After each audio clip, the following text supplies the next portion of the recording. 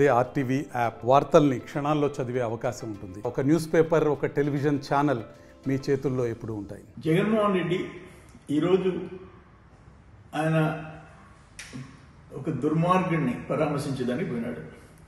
అక్కడికి పోయి ఆయన ఏం మాట్లాడుతున్నాడు జగన్మోహన్ రెడ్డి? ఆయన కులాల గురించి మాట్లాడతాడు, చంద్రబాబు నాయుడు గారు లోకేష్ బాబు గురించి మాట్లాడతాడు. నీ పార్టీ వాళ్ళు కూడా సమర్థించరు.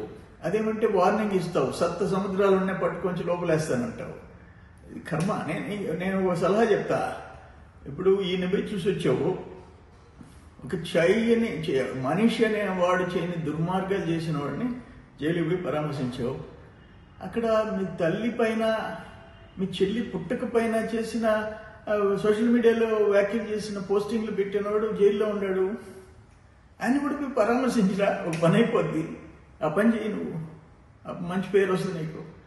ఇది దురదృష్టం. ఇటువంటి నాయకుడిని మనం సమాజంలో ఎంతమందిని పార్టీ నాయకుల్ని, ముఖ్యమంత్రిని చూసాం. కానీ ఇంత నీచమైన ఆలోచనలు ఉండే ఒక పార్టీ అధ్యక్షుడిని మనం ఎప్పుడు చూడాలి. మరిన్ని వీడియోస్ కోసం ఛానల్ ని సబ్స్క్రైబ్ చేయండి. లేటెస్ట్ అప్డేట్స్ కోసం వాట్సాప్ ఛానల్ ని ఫాలో అవ్వండి. ఆ లింక్ డిస్క్రిప్షన్ లో ఉంది.